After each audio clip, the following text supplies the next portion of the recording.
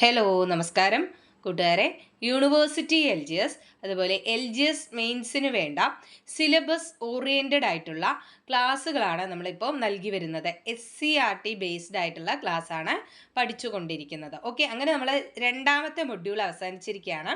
മൂന്നാമത്തെ മൊഡ്യൂളിലോട്ട് കടന്നിട്ടുണ്ട്. ഓക്കെ, അപ്പോൾ നമ്മൾ സിലബസ് വൈസ് ആയിട്ട് ക്ലാസ് പോവും. SCRT ക്ലാസ്സാണ് പോകുന്നത്.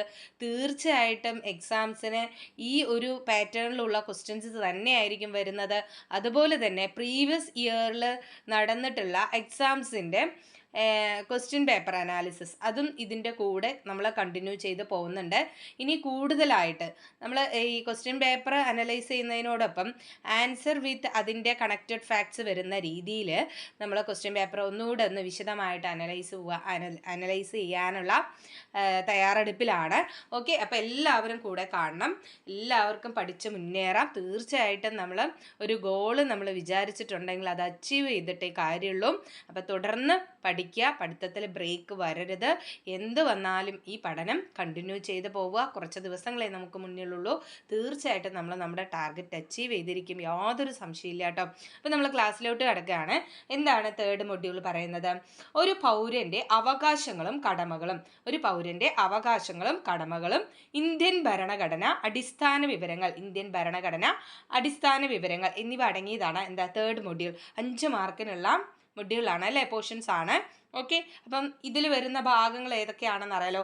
ഇതിൽ കൂടാതെ ഭരണഘടന കൂടാതെ മനുഷ്യാവകാശ കമ്മീഷൻ, വിവരാവകാശ കമ്മീഷൻ അങ്ങനെയുള്ള പോർഷൻസ് ഒക്കെ വരുന്നുണ്ട്. അപ്പം നമ്മൾ അതെന്താ ചെയ്യണമെന്ന് വെച്ചാൽ, ഇപ്പോൾ ഉള്ളത് SCRT പാഠം കഴിഞ്ഞാൽ നമ്മൾ ചെയ്യാൻ പോകുന്നത് പ്രീവിയസ് ക്വസ്റ്റ്യൻസിൻ്റെ ഇതുപോലെ ക്വസ്റ്റ്യൻസ് വന്നിട്ടുണ്ടാവുമല്ലോ. മനുഷ്യാവകാശ കമ്മീഷൻ, വിവരാവകാശ കമ്മീഷൻ, അതുപോലെ പട്ടികജാതി പട്ടികവികസന കമ്മീഷൻ, വനിതാ കമ്മീഷൻ പോലുള്ള കമ്മീഷനുകളുമായി ബന്ധപ്പെട്ട് പ്രീവിയസ് ഇയറിൽ ചോദിച്ചിട്ടുള്ള ക്വസ്റ്റ്യൻസ് വിത്ത് ആൻസർ, അതിൻ്റെ അനുബന്ധ വിഷയങ്ങൾ നമ്മൾ പഠിക്കുന്നതായിരിക്കും കുറച്ചുകൂടെ ഉചിതം. കാരണം അത് റിപ്പീറ്റേഷനും കൂടെ കുറേ വരാനുണ്ട്. അപ്പോൾ അത് വെച്ച് നമുക്ക് എന്ത് ചെയ്യാം, ആ പോർഷൻസ് കംപ്ലീറ്റ് ചെയ്യാം. തീർച്ചയായിട്ടും കൂടെ കാണണം. ഓക്കെ, നിങ്ങൾ തന്നെയാണ് ഞാൻ ഈ ക്ലാസ് കണ്ടിന്യൂ ചെയ്യണതിൻ്റെ ഊർജ്ജം എന്ന് പറയുന്നത്.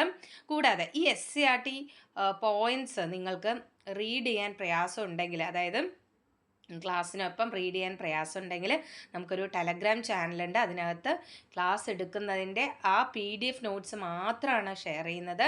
ഓക്കെ, അതുകൊണ്ട് അത് നിങ്ങൾക്ക് യൂസ്ഫുൾ ആയിരിക്കും എന്ന് തന്നെയാണ് കരുതുന്നത്. അതുകൂടെ ഫോളോ അപ്പ് ചെയ്യാനായിട്ട് ശ്രമിക്കുക. ഞാനിവിടെ താഴെ നമ്മുടെ ഡിസ്ക്രിപ്ഷനിൽ നമ്മുടെ ടെലഗ്രാം ലിങ്ക് ഞാൻ ഷെയർ ചെയ്തിട്ടുണ്ട് കേട്ടോ. ഓക്കെ, അപ്പോൾ നമുക്ക് ക്ലാസ്സിലോട്ട് കിടക്കാം. നോക്കാം. 7ാം ക്ലാസ്സിലെ 10ാമത്തെ പാഠം നമ്മുടെ ഭരണഘടന. നോക്കൂ, ഭരണഘടനയുമായി ബന്ധപ്പെട്ട് ആകെ നമുക്ക് 3 ചാപ്റ്റേഴ്സാണുള്ളത് കേട്ടോ. SCRTയിൽ 3 ചാപ്റ്റേഴ്സാണ് ഭരണഘടനയുമായി ബന്ധപ്പെട്ടുള്ളത്. ഓക്കെ, അടുത്തത് പൗരൻ്റെ അവകാശങ്ങളും കടമകളും എന്നുള്ള ചാപ്റ്റേഴ്സ് ഉണ്ട്. അത് ചിലപ്പോൾ നിങ്ങൾക്ക് ചാപ്റ്റർ വൈസ് പഠിക്കുന്നതിനേക്കാളും നല്ലത് ഈ പറഞ്ഞ പോലെ പ്രീവിയസ് ക്വസ്റ്റ്യൻസ് ആൻസറിൻ്റെ കണക്റ്റഡ് ഫാക്ട്സ് ആയിട്ട് പഠിക്കുന്നതായിരിക്കും നല്ലത്. അപ്പോൾ ഞാൻ ആ ഒരു വിഷയം അങ്ങനെ ഒന്ന് ഉൾപ്പെടുത്തിയിട്ട് ക്ലാസ് തരാനായിട്ട് ശ്രമിക്കാം. തീർച്ചയായിട്ടും ഒരു രീതിയിൽ പഠിച്ചു പോവാം. നിങ്ങൾക്ക് ഏതാണോ കംഫർട്ട്, ഏത് രീതിയിലാണോ പഠിക്കാൻ ഇഷ്ടം, ആ രീതിയിൽ തന്നെ പഠിച്ചു പോവുക. ഒരിക്കൽ കൺഫ്യൂഷൻ അടിച്ച് പല രീതിയിലേക്ക് പഠനം കൊണ്ടുപോകരുത്. കാരണം ആ കുറച്ച് ദിവസം നമ്മുടെ കയ്യിലുള്ളൂ. ഓക്കെ അല്ലേ? ഓക്കെ, അപ്പോൾ നമുക്ക് ക്ലാസ് സ്റ്റാർട്ട് ചെയ്യാം. നമ്മുടെ ഭരണഘടന നോക്കൂ. തിരഞ്ഞെടുക്കപ്പെടുന്ന ഒരു വ്യക്തി രാഷ്ട്രത്തലവനായിട്ടുള്ള സംവിധാനം അറിയപ്പെടുന്നത് എന്താണ്? റിപ്പബ്ലിക് എന്നാണ്. തിരഞ്ഞെടുക്കപ്പെടുന്ന ഒരു വ്യക്തി രാഷ്ട്രത്തലവനായിട്ടുള്ള സംവിധാനമാണ് റിപ്പബ്ലിക്. ചോദിച്ചിട്ടുണ്ട്. തിരഞ്ഞെടുക്കപ്പെടുന്ന ഒരു വ്യക്തി രാഷ്ട്രത്തലവനായിട്ടുള്ള സംവിധാനമാണ് റിപ്പബ്ലിക്. നോക്കൂ, ഇതുപോലെ ആ ലൈൻസ് അതുപോലെ എടുത്ത് അങ്ങ് ചോദിക്കണം. അതുകൊണ്ട് മാത്രമാണ് ഞാൻ ഇങ്ങനെ ഇത്തരത്തിലുള്ള ഒരു ക്ലാസ് തരുന്നത് കേട്ടോ. അപ്പോൾ നിങ്ങൾക്ക് അത്രയും യൂസ്ഫുൾ ആയിരിക്കും. ഓക്കെ, അപ്പോൾ നിങ്ങൾ ഫ്രണ്ട്സൊക്കെ ഉണ്ടെങ്കിൽ അവർക്ക് ഷെയർ ചെയ്യാനായിട്ടൊന്ന് ശ്രമിക്കണേ. അടുത്തത് ഇന്ത്യൻ റിപ്പബ്ലിക് ദിനം. ഇന്ത്യൻ റിപ്പബ്ലിക് ദിനം എന്നാണ്? ജനുവരി 26 അല്ലേ? ഇന്ത്യൻ റിപ്പബ്ലിക് ദിനം എന്നാണ്? ജനുവരി 26. ഇന്ത്യൻ ഭരണഘടന ഔദ്യോഗികമായി നിലവിൽ വന്ന തീയതി 1950 ജനുവരി 26. ഇന്ത്യൻ ഭരണഘടന ഔദ്യോഗികമായി നിലവിൽ വന്നത് 1950 ജനുവരി 26. ഇന്ത്യയുടെ രാഷ്ട്രത്തലവൻ ആരാണ്? ഇന്ത്യയുടെ രാഷ്ട്രത്തലവൻ പ്രസിഡന്റ് അഥവാ രാഷ്ട്രപതിയാണ്. ഇന്ത്യയുടെ രാഷ്ട്രത്തലവൻ പ്രസിഡന്റ് അഥവാ രാഷ്ട്രപതി. ഇനി അടുത്തത് എന്താ പറയുന്നത്? ഇന്ത്യൻ ഭരണഘടന നിലവിൽ വരുമ്പോൾ എത്ര പട്ടികകൾ ഉണ്ടായിരുന്നു, എത്ര ഭാഗങ്ങൾ ഉണ്ടായിരുന്നു, എത്ര അനുച്ഛേദങ്ങൾ ഉണ്ടായിരുന്നു? നോക്കാം. ഭരണഘടന നിലവിൽ വരുമ്പോൾ 8 പട്ടികകൾ, 22 ഭാഗങ്ങൾ, 395 അനുച്ഛേദങ്ങൾ. എങ്ങനെയാണ്? 8 പട്ടികകൾ അഥവാ ഷെഡ്യൂൾസ്, 22 ഭാഗങ്ങൾ അഥവാ പാർട്സ്, 395 അനുച്ഛേദങ്ങൾ അഥവാ ആർട്ടിക്കിൾസ്. ഇത് വൃത്തിയായിട്ട് പഠിക്കണേ. ഓക്കെ. അടുത്തത്, ഇന്ത്യൻ ഭരണഘടനയിൽ നിലവിൽ എന്തൊക്കെ മാറ്റങ്ങളാണ് വന്നിട്ടുള്ളത്? എത്ര പട്ടിക, ഭാഗം, അനുച്ഛേദങ്ങളുണ്ട്? നോക്കാം. നിലവിൽ 12 പട്ടികകളുണ്ട്, 25 ഭാഗങ്ങളുണ്ട്, 450 പരം അനുച്ഛേദങ്ങളുണ്ട്. അപ്പം അനുച്ഛേദം കൃത്യമായിട്ട് ചോദിക്കില്ല, എണ്ണം നമുക്ക് കൃത്യമായിട്ട് പറയാൻ പറ്റില്ല. അത് ഇങ്ങനെ എന്താണ് കൂടിക്കൊണ്ടിരിക്കും അല്ലേ, ഭേദഗതി അനുസരിച്ച്. അതുകൊണ്ട് എന്താണ്, അതൊരു ഫിക്സഡ് ആയിട്ട് നമുക്ക് പറയണ്ട. ബാക്കി രണ്ടെണ്ണം നമുക്ക് പഠിക്കാമല്ലോ. നിലവിൽ 12 പട്ടികകളും 25 ഭാഗങ്ങളും ഉണ്ട്. ക്വസ്റ്റ്യൻ പേപ്പർ കാണുമ്പോൾ മാറിപ്പോവാതെ മാത്രം ഒന്ന് ശ്രദ്ധിച്ചാൽ മതി. ഓക്കെ, ക്ലിയർ അല്ലേ? അപ്പോൾ നോക്കൂ, 22-ല് എത്ര എണ്ണം അഡീഷണൽ വന്നു? 3 എണ്ണം കൂടി അല്ലേ? 3 എണ്ണം ഭേദഗതിയിലൂടെ കൂട്ടിച്ചേർത്തിട്ടുണ്ട്. അപ്പോൾ ഏതൊക്കെയാണ് 3 എണ്ണം കൂടിയത്? അപ്പോൾ നോക്കാം. ഇവിടെ തന്നിരിക്കുന്നത് 4 എണ്ണമാണല്ലോ അല്ലേ? 4 ഭാഗങ്ങൾ എന്ത് ചെയ്തിട്ടുണ്ട്? ഭേദഗതി ചെയ്ത് കൂട്ടിച്ചേർത്തിട്ടുണ്ട്. അപ്പോൾ ഏതാണ് ഒരെണ്ണം ഒഴിവാക്കിയിട്ടുണ്ട് അല്ലേ? ഭാഗം 7 ഒഴിവാക്കി. ഭാഗം 7 ഒഴിവാക്കി ഭാഗം 4A, 14A, 9A, 9B എന്നിവ കൂട്ടിച്ചേർത്തു. എന്താണ്? ഭാഗം 7 ഒഴിവാക്കിയിട്ട് ഭാഗം 4A, 14A, 9A, 9B എന്നിവ കൂട്ടിച്ചേർത്തു. ക്ലിയർ അല്ലേ? ഓക്കെ. അപ്പോൾ നമുക്ക് അടുത്ത പോയിന്റിലോട്ട് പോവുകയാണ്. ഒരു രാഷ്ട്രത്തിൻ്റെ അടിസ്ഥാന ആശയങ്ങളും തത്വങ്ങളും നിയമങ്ങളും അടങ്ങുന്ന ആധികാരിക പ്രമാണമാണ് ഭരണഘടന. ഒരു രാഷ്ട്രത്തിൻ്റെ അടിസ്ഥാന ആശയങ്ങളും തത്വങ്ങളും നിയമങ്ങളും അടങ്ങുന്ന ആധികാരിക പ്രമാണമാണ് ഭരണഘടന. ഇന്ത്യൻ ഭരണഘടന രൂപീകരിക്കാനെടുത്ത സമയം 2 വർഷം 11 മാസം 17 ദിവസം. പഠിച്ചിരിക്കുക, PYQ ആണ്, വളരെ ഇമ്പോർട്ടൻ്റ് ആണ്. ഇന്ത്യൻ ഭരണഘടന രൂപീകരിക്കാനെടുത്ത സമയം 2 വർഷം 11 മാസം 17 ദിവസം. ഭരണഘടനാ നിർമ്മാണ സഭയുടെ ആദ്യ സമ്മേളനം നടന്നത് 1946 ഡിസംബർ 9. വളരെ വളരെ ഇമ്പോർട്ടൻ്റ് ആണ്, ഒരുപാട് തവണ ചോദിച്ചിട്ടുണ്ട്. അപ്പം ഞാൻ വെറുതെ എല്ലാ പോയിന്റ്സും ഇമ്പോർട്ടൻ്റ് ആണെന്ന് പറഞ്ഞു പോകുന്നില്ല, കാരണം ഇതിലുള്ള എല്ലാ പോയിന്റ്സും ഇമ്പോർട്ടൻ്റ് ആണ്. PYQs ആണ് മിക്കവാറും ഉള്ളത്. ഓക്കെ. അപ്പോൾ എന്താ പറഞ്ഞേ? ഭരണഘടനാ നിർമ്മാണ സഭയുടെ ആദ്യ സമ്മേളനം നടന്നത് 1946 ഡിസംബർ 9. ഭരണഘടനാ നിർമ്മാണ സഭയുടെ ആദ്യ അധ്യക്ഷൻ, അതായത് താൽക്കാലിക അധ്യക്ഷൻ ആരായിരുന്നു? ഡോക്ടർ സച്ചിദാനന്ദ സിൻഹ. ഭരണഘടനാ നിർമ്മാണ സഭയുടെ ആദ്യ അധ്യക്ഷനും താൽക്കാലിക അധ്യക്ഷനുമായിരുന്നു ഡോക്ടർ സച്ചിദാനന്ദ സിൻഹ.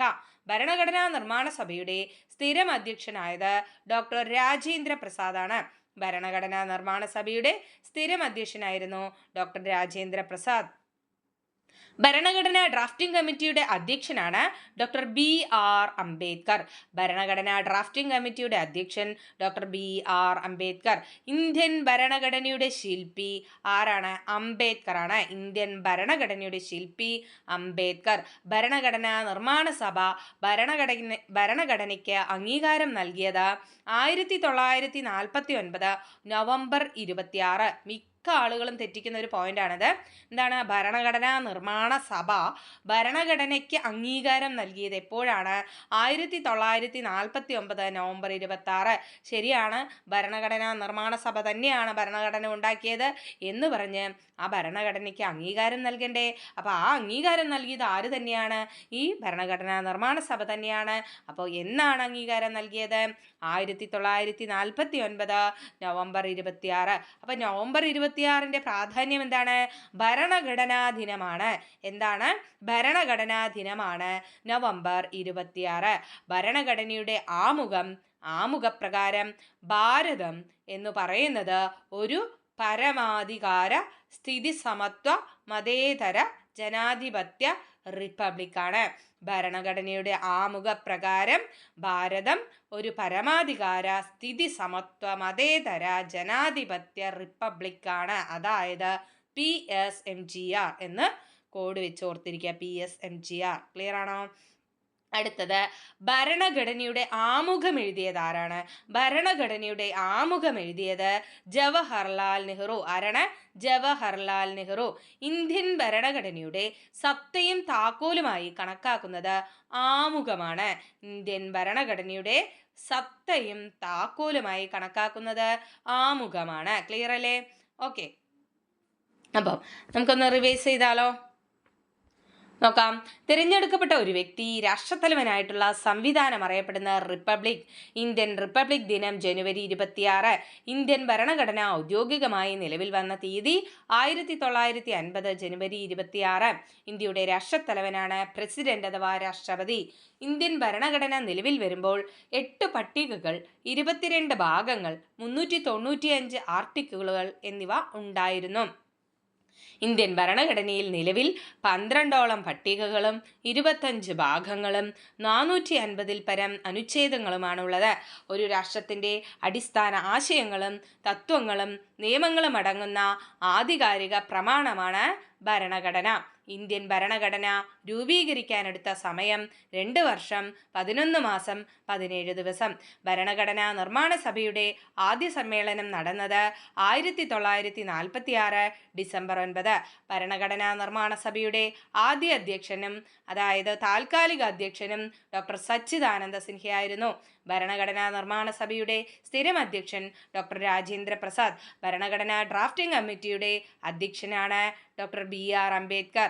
ഇന്ത്യൻ ഭരണഘടനയുടെ ശില്പി എന്നറിയപ്പെടുന്നത് അംബേദ്കർ ആണ്. ഭരണഘടനാ നിർമ്മാണ സഭ ഭരണഘടനയ്ക്ക് അംഗീകാരം നൽകിയത് 1949 നവംബർ 26.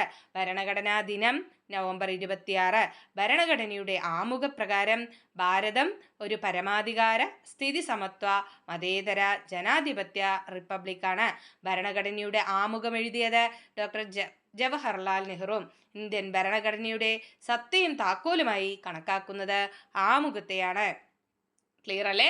അടുത്തത് ആമുഖത്തിൽ സൂചിപ്പിച്ചിട്ടുള്ള അടിസ്ഥാനപരമായ 5 ലക്ഷ്യങ്ങളുണ്ട്. എന്താണ് ആമുഖത്തിൽ സൂചിപ്പിച്ചിട്ടുള്ള 5 ലക്ഷ്യങ്ങളില്ലേ? അതിൻ്റെ ഡെഫിനിഷനാണ് പറയുന്നത്. ഒന്നെന്താണ്?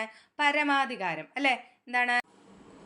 എന്താ പറയുന്നത്? ബാഹ്യവും ആഭ്യന്തരവുമായ കാര്യങ്ങളിൽ തീരുമാനമെടുക്കുന്നതിന് രാഷ്ട്രത്തിനുള്ള അധികാരം ആണ് പരമാധികാരം. ബാഹ്യവും ആഭ്യന്തരവുമായി. എന്താണ് ആഭ്യന്തരം? രാജ്യത്തെ സംബന്ധിക്കുന്ന, രാജ്യത്തിനകത്തുള്ളത് അല്ലെ, അതുപോലെ രാജ്യത്തിന് പുറത്തുള്ളത്, നമ്മുടെ ബൗണ്ടറീസിന് പുറത്തുള്ള കാര്യങ്ങളിലൊക്കെ അഭിപ്രായങ്ങൾ പറയാനും തീരുമാനങ്ങൾ എടുക്കാനുമുള്ള രാഷ്ട്രത്തിനുള്ള അധികാരമാണ് എന്തെന്ന് പറയുന്നത്? പരമാധികാരം എന്ന് പറയുന്നത്. അടുത്തത് സ്ഥിതി സമത്വം. എന്താണ് സ്ഥിതി സമത്വം? സമൂഹത്തിലെ സാമ്പത്തിക രാഷ്ട്രീയ അസമത്വങ്ങൾ കുറച്ച് സാമൂഹ്യ നീതി ഉറപ്പാക്കുന്നു. എന്താണ്? നീതി ഉറപ്പാക്കണം അല്ലെ? സമൂഹത്തിലുള്ള സാമ്പത്തികമായും രാഷ്ട്രീയപരമായിട്ടുമുള്ള അസമത്വങ്ങൾ അല്ലെ, അത് കുറച്ച് എന്ത് ചെയ്യണം? സമൂഹ നീതി ഉറപ്പാക്കുക എന്നതാണ് സ്ഥിതി സമത്വം കൊണ്ട് ഉദ്ദേശിക്കുന്നത്. അടുത്തെന്താ? മതേതരത്വം. എന്താണ് മതേതരത്വം? ഇഷ്ടമുള്ള മതത്തിൽ വിശ്വസിക്കുന്നതിനും പ്രചരിപ്പിക്കുന്നതിനും പൗരന്മാർക്കുള്ള അവകാശമാണ് മതേതരത്വം. അതുപോലെ ഒരു മതത്തോടും വിവേചനം കാണിക്കില്ല, രാഷ്ട്രത്തിന് ഔദ്യോഗിക മതമില്ല എന്നുകൂടെ പറഞ്ഞു വെക്കുന്നു. എന്താ പറയുന്നത്?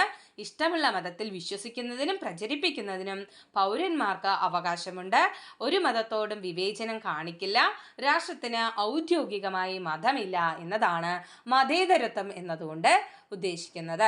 അടുത്തത് ജനാധിപത്യം. ജനങ്ങൾ തിരഞ്ഞെടുക്കുന്ന ജനപ്രതിനിധികളുടെ ഭരണം നടക്കുന്നു. ജനങ്ങളാണ് എന്ത് ചെയ്യുന്നത്? ആരാണ് നമ്മളെ ഭരിക്കണമെന്ന് തീരുമാനിക്കുന്ന ജനങ്ങളാണ്. അങ്ങനെ ജനങ്ങൾ തിരഞ്ഞെടുക്കുന്ന പ്രതിനിധികളിലൂടെ ഭരണം നടക്കുന്നതിനെയാണ് എന്തെന്ന് പറയുന്നത്? ജനാധിപത്യം എന്ന് പറയുന്നത്. അടുത്തത് റിപ്പബ്ലിക്. രാഷ്ട്രത്തലവനെ തിരഞ്ഞെടുപ്പിലൂടെ നിശ്ചയിക്കുന്ന സംവിധാനമാണ് റിപ്പബ്ലിക്. ഇന്ത്യ റിപ്പബ്ലിക് ആയി എന്ന് പറഞ്ഞാൽ എന്താണ് അതിനർത്ഥം? ഇന്ത്യക്ക് ഒരു രാഷ്ട്രത്തലവനുണ്ട് എന്നുള്ളതാണ് അതിൻ്റെ അർത്ഥം. അപ്പോൾ റിപ്പബ്ലിക് എന്നാൽ രാഷ്ട്രത്തലവനെ തിരഞ്ഞെടുപ്പിലൂടെ നിശ്ചയിക്കുന്ന സംവിധാനമാണ് റിപ്പബ്ലിക് എന്നറിയപ്പെടുന്നത്. ക്ലിയർ അല്ലേ? ഓക്കെ, റിവൈസ് ചെയ്യണോ? ഒന്ന് നോക്കാം. എന്താണ് പരമാധികാരം? ബാഹ്യവും ആഭ്യന്തരവുമായ കാര്യങ്ങളിൽ തീരുമാനമെടുക്കുന്നതിന് രാഷ്ട്രത്തിനുള്ള അധികാരമാണ് പരമാധികാരം. എന്താണ് സ്ഥിതി സമത്വം? സമൂഹത്തിലെ സാമ്പത്തിക രാഷ്ട്രീയ അസമത്വങ്ങൾ കുറച്ച് എന്ത് ചെയ്യണം? സമൂഹ നീതി ഉറപ്പാക്കണം. അതാണ് എന്തെന്ന് ഉദ്ദേശിക്കുന്നത്? സമത്വം എന്നതുകൊണ്ട് ഉദ്ദേശിക്കുന്നത്. അടുത്തത് മതേതരത്വം. ഇഷ്ടമുള്ള മതത്തിൽ വിശ്വസിക്കുന്നതിനും പ്രചരിപ്പിക്കുന്നതിനും പൗരന്മാർക്കുള്ള അവകാശമാണ്. കൂടാതെ ഒരു മതത്തോടും വിവേചനം കാണിക്കില്ല. രാഷ്ട്രത്തിന് ഔദ്യോഗിക മതമില്ല. ഇതാണ് മതേതരത്വം എന്നതുകൊണ്ട് ഉദ്ദേശിക്കുന്നത്. എന്താണ് ജനാധിപത്യം? ജനങ്ങൾ തിരഞ്ഞെടുക്കുന്ന പ്രതിനിധികളിലൂടെ ഭരണം നടക്കുന്നതാണ് ജനാധിപത്യം. എന്താണ് റിപ്പബ്ലിക്? രാഷ്ട്രത്തലവനെ തെരഞ്ഞെടുപ്പിലൂടെ നിശ്ചയിക്കുന്ന സംവിധാനം അറിയപ്പെടുന്നതാണ് റിപ്പബ്ലിക്. ക്ലിയർ അല്ലേ? ഓക്കെ, അപ്പൊ അടുത്ത ഘട്ടത്തിലോട്ട് കിടക്കാം. ഇന്ത്യൻ ഭരണഘടനയുടെ ഏറ്റവും പ്രധാന സവിശേഷതകൾ എന്തെല്ലാം? അപ്പൊ എന്തൊക്കെ സവിശേഷതകളാണ് നമ്മുടെ ഭരണഘടനയ്ക്ക് ഉള്ളത് നോക്കാം. ഒന്ന്, പാർലമെന്ററി ഭരണ സമ്പ്രദായം. രണ്ട്, മൗലിക അവകാശങ്ങൾ. മൂന്ന്, മൗലിക കർത്തവ്യങ്ങൾ. നാല്, നിർദ്ദേശക തത്വങ്ങൾ. അഞ്ച്, നിയമവാഴ്ച. ആറ്, സംയുക്ത വ്യവസ്ഥ.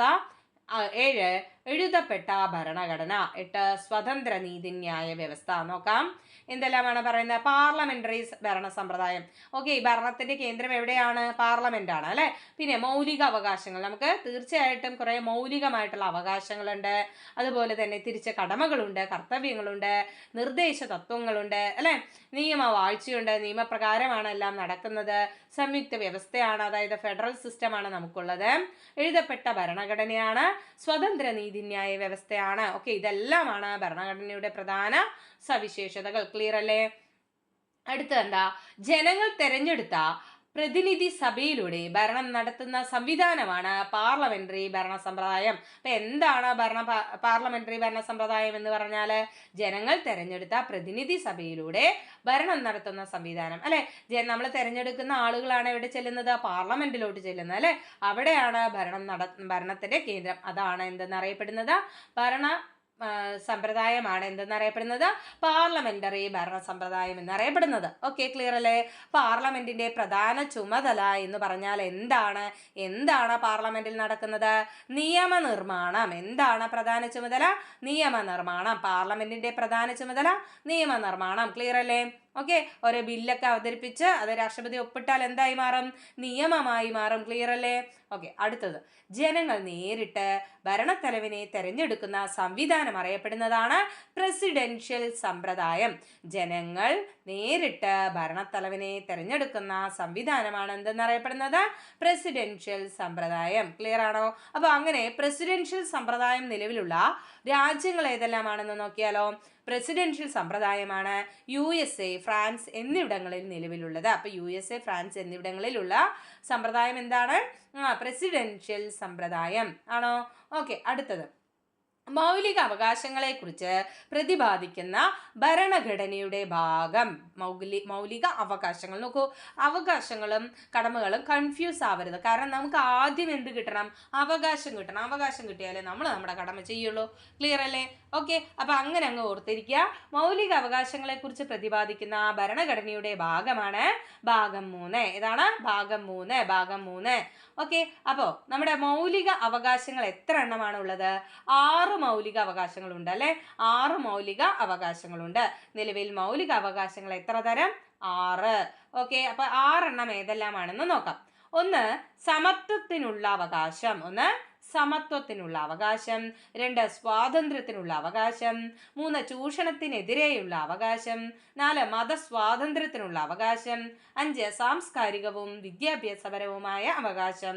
6, ഭരണഘടനാപരമായ പ്രതിവിധിക്കുള്ള അവകാശം. ക്ലിയർ ആണോ? അപ്പൊ 6 അവകാശങ്ങളുണ്ട് അല്ലെ. മൗലിക അവകാശങ്ങൾ 6 എണ്ണം. ഇനി അതുമായി ബന്ധപ്പെട്ട അനുച്ഛേദങ്ങൾ ഏതെല്ലാമാണെന്ന് നോക്കാം. സമത്വത്തിനുള്ള അവകാശം അനുച്ഛേദം 14-18. സമത്വത്തിനുള്ള അവകാശം പറയുന്നത് അനുച്ഛേദം ആർട്ടിക്കിൾ 14-18. അടുത്തത് സ്വാതന്ത്ര്യത്തിനുള്ള അവകാശം ആർട്ടിക്കിൾ 19-22. സ്വാതന്ത്ര്യത്തിനുള്ള അവകാശം ആർട്ടിക്കിൾ 19-22. ചൂഷണത്തിനെതിരെയുള്ള അവകാശം ആർട്ടിക്കിൾ 23-24. ചൂഷണത്തിനെതിരെയുള്ള അവകാശം ആർട്ടിക്കിൾ 23-24. മതസ്വാതന്ത്ര്യത്തിനുള്ള അവകാശം ആർട്ടിക്കിൾ 25-28. മതസ്വാതന്ത്ര്യത്തിനുള്ള അവകാശം ആർട്ടിക്കിൾ 25-28. സാംസ്കാരികവും വിദ്യാഭ്യാസപരവുമായ അവകാശം ആർട്ടിക്കിൾ 29-31. സാംസ്കാരികവും വിദ്യാഭ്യാസപരവുമായ അവകാശം ആർട്ടിക്കിൾ 29, 31. ഓക്കെ, ഭരണഘടനാപരമായ പ്രതിവിധിക്കുള്ള അവകാശമാണ് ആർട്ടിക്കിൾ 32 മുതൽ 35 വരെ. ഭരണഘടനാപരമായ പ്രതിവിധിക്കുള്ള അവകാശം പ്രതിപാദിക്കുന്നത് ഏത് ആർട്ടിക്കിളിലാണ്? Article 32 to 35. ക്ലിയർ ആണോ? ക്ലിയർ അല്ലേ? ഓക്കെ, നമുക്ക് നോക്കാം. അടുത്തത്, ഭരണഘടന നിലവിൽ വരുമ്പോൾ ഉണ്ടായിരുന്ന മൗലിക അവകാശങ്ങളുടെ എണ്ണം 7 ആയിരുന്നു. എന്താണ്? ഭരണഘടന നിലവിൽ വരുമ്പോൾ 7 മൗലിക അവകാശം ഉണ്ടായിരുന്നു അല്ലേ? എന്നാൽ നമ്മൾ ഇപ്പൊ പഠിച്ചത് എന്താണ്? 6 മൗലിക അവകാശങ്ങളെ കുറിച്ചാണ്. അപ്പോൾ ഒരു അവകാശം എവിടെ പോയി? നോക്കാം. സ്വത്തവകാശത്തെ മൗലിക അവകാശം അല്ലാതാക്കിയ ഭരണഘടനാ ഭേദഗതി എന്ന് പറയുന്നത് 1978 44-ാം ഭേദഗതിയാണ്. എന്താ പറയുന്നത്? സ്വത്തവകാശത്തെ മൗലിക അവകാശം അല്ലാതാക്കി അല്ലെ? അപ്പോൾ മൗലിക അവകാശങ്ങൾ 7 ഉണ്ടായിരുന്നു. അതിലൊരു അവകാശത്തെ എന്ത് ചെയ്തു? എടുത്തു മാറ്റി അല്ലെ? ഭേദഗതി ചെയ്തു. സ്വത്തവകാശത്തെ മൗലിക അവകാശം അല്ലാതാക്കിയ ഭരണഘടനാ ഭേദഗതി ഏതാണ്? 1978 44-ാം ഭേദഗതി. ഇങ്ങനെ തന്നെ പഠിക്കുക. ഓക്കെ, വർഷവും ചേർത്ത് പഠിക്കണേ. 1978 44-ാം ഭേദഗതി അനുസരിച്ച് സ്വത്തവകാശത്തെ മൗലികാവകാശത്തിൽ നിന്നും എടുത്തു മാറ്റി 1979 ഭേദഗതി നിലവിൽ വന്നു. ക്ലിയർ അല്ലേ? അപ്പോൾ എടുത്തു മാറ്റിയ ശേഷം എന്ത് ചെയ്തു? ഈ ഭേദഗതി അങ്ങ് നിലവിൽ വന്നു 79. അടുത്തത്, 6 മുതൽ 14 വയസ്സ് വരെ എല്ലാ കുട്ടികൾക്കും സൗജന്യവും നിർബന്ധിതവുമായ വിദ്യാഭ്യാസം മൗലിക അവകാശമായി ഉൾപ്പെടുത്തിയ അനുച്ഛേദമാണ് അനുച്ഛേദം 21A.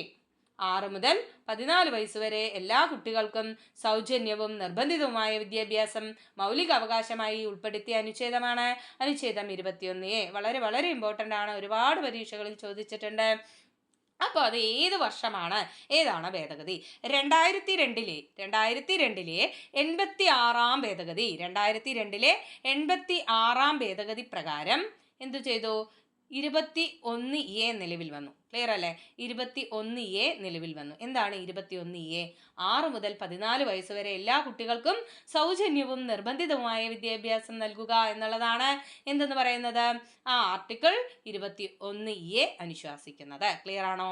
ഓക്കെ, അടുത്തത്, SCERT പാഠപുസ്തകങ്ങളിലെല്ലാം തുടക്ക ഭാഗത്ത് ഉൾപ്പെടുത്തിയിരിക്കുന്ന ഭരണഘടനാ ഭാഗമുണ്ട്. അതേതാണ്? എന്താണ് പറയുന്നത്? SCERT പാഠപുസ്തകങ്ങളിലെല്ലാം തുടക്ക ഭാഗത്ത് ഉൾപ്പെടുത്തിയിരിക്കുന്ന ഭരണഘടനാ ഭാഗം കണ്ടിട്ടുണ്ടോ? ഓക്കെ, അതെന്താണ്? മൗലിക കർത്തവ്യങ്ങളാണ്, മൗലിക കടമകളാണ്, മൗലിക കർത്തവ്യങ്ങളാണ്. ഭാഗം 4A. ഭാഗം 4A. ഇപ്പൊ A, B ഒക്കെ ചേർന്ന് വരുന്നതെല്ലാം എന്താണ്? ഭേദഗതി അനുസരിച്ച് നിലവിൽ വന്ന ആർട്ടിക്കിളുകളാണ്. ഓക്കെ, ക്ലിയർ ആണോ? ഓക്കെ, അപ്പൊ നമ്മൾ ഉണ്ടാക്കിയത് നേരത്തെ ഉണ്ടായിരുന്ന 395-ന്റെ കൂടെ അഡീഷണൽ ചേർക്കുന്നതാണ് എന്തെന്ന് പറയുന്നത്? ഈ A, B എന്നൊക്കെ പറഞ്ഞ് വരുന്ന ആർട്ടിക്കിൾ എല്ലാം എന്താണ്? ഭേദഗതി പ്രകാരം നിലവിൽ വരുന്നതാണ്. ഓക്കെ, ക്ലിയർ ആണോ? അപ്പോൾ ഭാഗം 4A നേരത്തെ ഉണ്ടായിരുന്നോ? നേരത്തെ ഉണ്ടായിരുന്നില്ല അല്ലെ? എന്താണ്? ഭരണഘടന നിലവിൽ വരുമ്പോൾ ഉണ്ടായിരുന്നില്ല. അത് എന്ത് ചെയ്തതാണ്? ഭേദഗതി പ്രകാരം നിലവിൽ വന്നതാണ്. ഭാഗം 4A എന്തിനെ കുറിച്ചാണ് പറയുന്നത്? മൗലിക കർത്തവ്യങ്ങൾ, മൗലിക കർത്തവ്യങ്ങൾ. ക്ലിയർ ആണോ? ഓക്കെ, ഒന്ന് റിവൈസ് ചെയ്താലോ? നോക്കാം. ഇന്ത്യൻ ഭരണഘടനയുടെ ഏറ്റവും പ്രധാന സവിശേഷതകൾ എന്തെല്ലാമായിരുന്നു? പാർലമെന്ററി ഭരണ സമ്പ്രദായം, മൗലികാവകാശങ്ങൾ, മൗലിക കർത്തവ്യങ്ങൾ, നിർദ്ദേശക തത്വങ്ങൾ, നിയമവാഴ്ച, സംയുക്ത വ്യവസ്ഥ, എഴുതപ്പെട്ട ഭരണഘടന, സ്വതന്ത്ര നീതിന്യായ വ്യവസ്ഥ.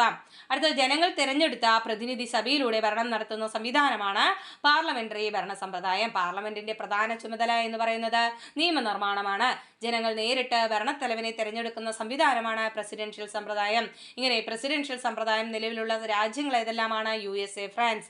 മൗലിക അവകാശങ്ങളെക്കുറിച്ച് പ്രതിപാദിക്കുന്ന ഭരണഘടനയുടെ ഭാഗമാണ് ഭാഗം 3. നിലവിൽ 6 മൗലിക അവകാശങ്ങളാണുള്ളത്. ഒന്ന്, സമത്വത്തിനുള്ള അവകാശം ആർട്ടിക്കിൾ 14 to 18, സ്വാതന്ത്ര്യത്തിനുള്ള അവകാശം ആർട്ടിക്കിൾ 19 to 22, ചൂഷണത്തിനെതിരെയുള്ള അവകാശം ആർട്ടിക്കിൾ 23, 24, മതസ്വാതന്ത്ര്യത്തിനുള്ള അവകാശം ആർട്ടിക്കിൾ 25 to 28, സാംസ്കാരികവും വിദ്യാഭ്യാസപരമായ അവകാശം ആർട്ടിക്കിൾ 29 to 31, ഭരണഘടനാപരമായ പ്രതിവിധികൾക്കുള്ള അവകാശം ആർട്ടിക്കിൾ 32 to 35. ക്ലിയർ അല്ലേ? അടുത്തത്, ഭരണഘടന നിലവിൽ വരുമ്പോൾ ഉണ്ടായിരുന്ന മൗലിക അവകാശങ്ങളുടെ എണ്ണം 7 ആണ്. സ്വത്താവകാശത്തെ മൗലിക അവകാശം അല്ലാതാക്കിയ ഭരണഘടനാ ഭേദഗതിയാണ് 1978 1978 44 ഭരണഘടനാ ഭേദഗതി.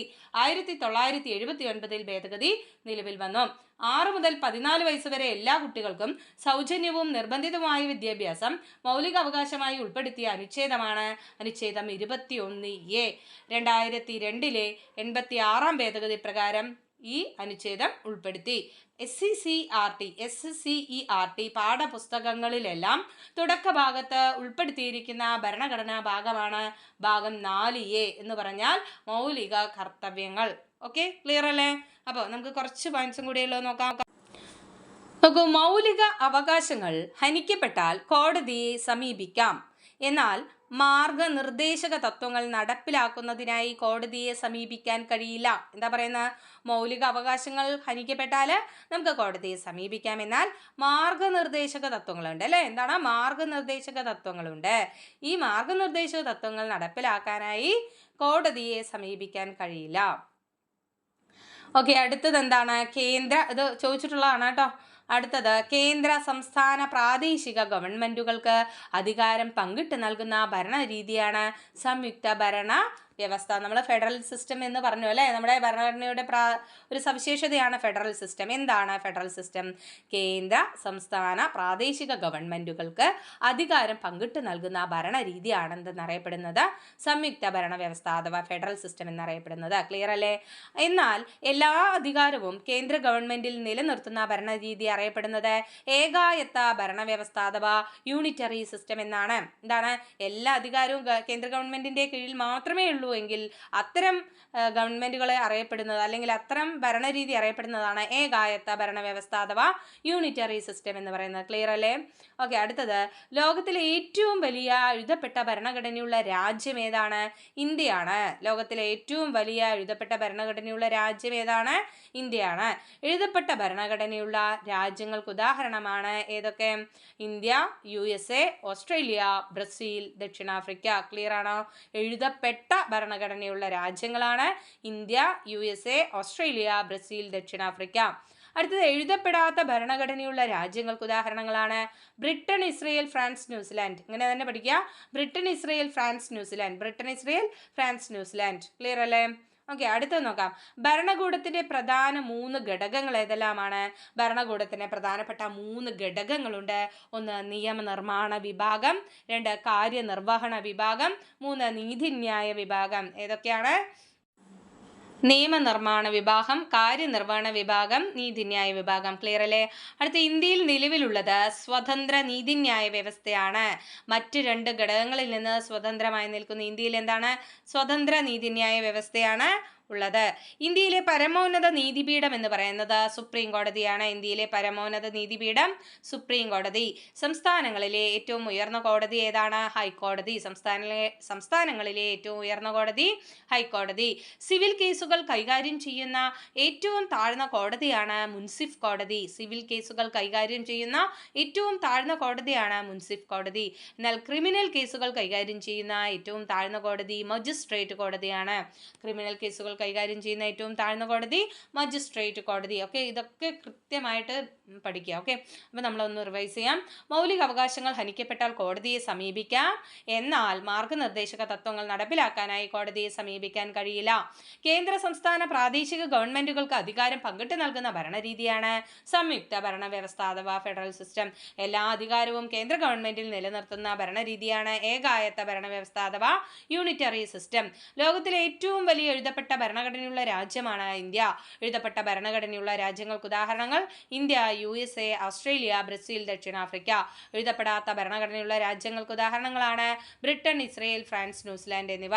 ഭരണകൂടത്തിന്റെ പ്രധാന 3 ഘടകങ്ങളാണ് നിയമനിർമ്മാണ വിഭാഗം, കാര്യനിർവഹണ വിഭാഗം, നീതിന്യായ വിഭാഗം. എന്നാൽ ഇന്ത്യയിൽ നിലവിലുള്ളത് സ്വതന്ത്ര നീതിന്യായ വ്യവസ്ഥയാണ്. അതുപോലെ ഇന്ത്യയിലെ പരമോന്നത നീതിപീഠം എന്ന് പറയുന്നത് സുപ്രീം കോടതിയാണ്. സംസ്ഥാനങ്ങളിലെ ഏറ്റവും ഉയർന്ന കോടതിയാണ് ഹൈക്കോടതി. സിവിൽ കേസുകൾ കൈകാര്യം ചെയ്യുന്ന ഏറ്റവും താഴ്ന്ന കോടതിയാണ് മുൻസിഫ് കോടതി. സിവിൽ കേസ് മുൻസിഫ്, സിവിൽ മുൻസിഫ് കണക്ട് ചെയ്ത് പഠിക്കുക. അടുത്തത് ക്രിമിനൽ കേസുകൾ കൈകാര്യം ചെയ്യുന്ന താഴ്ന്ന കോടതി ഏതാണ്? മജിസ്ട്രേറ്റ് കോടതി. ക്രിമിനൽ കേസ് മജിസ്ട്രേറ്റ് കോടതി. ക്ലിയർ അല്ലേ? ഓക്കെ, അപ്പോൾ നമ്മൾ ഇനി ഒരു 2 ചാപ്റ്ററും കൂടിയേ ഉള്ളൂ. നമ്മുടെ ഭരണഘടന എന്ന് പറയുന്ന പോർഷൻസ് കംപ്ലീറ്റ് ആവും. പറഞ്ഞ പോലെ തന്നെ നമ്മൾ എന്താണ് ഈ പറയുന്ന തേർഡ് മൊഡ്യൂളിലുള്ള പൗരൻ്റെ അവകാശങ്ങൾ കടമകൾ എന്നുള്ളത് പറ്റിയാൽ ചാപ്റ്റർ വൈസ് 2 ക്ലാസ് തരാം.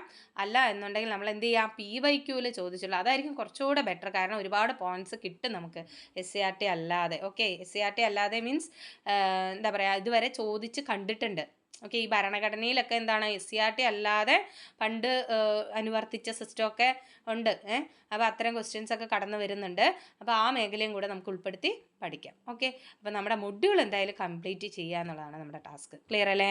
ഓക്കെ, അതിനോടൊപ്പം നിങ്ങൾ വായിച്ചു പോവുക. വേറെ ക്ലാസ്സുകളും നിങ്ങൾ കണ്ടുപിടിക്കണം. പല യൂട്യൂബ് ക്ലാസ്സുകളും ഉണ്ട്. നിങ്ങൾക്ക് കിട്ടുന്ന സോഴ്സ് എല്ലാം നിങ്ങൾ ഉപയോഗപ്പെടുത്തുക. ഓക്കെ, അപ്പോൾ എല്ലാവരുടെയും സഹകരണത്തിന് നന്ദി അറിയിക്കുന്നു. അടുത്ത ക്ലാസ്സിൽ കാണാം. താങ്ക്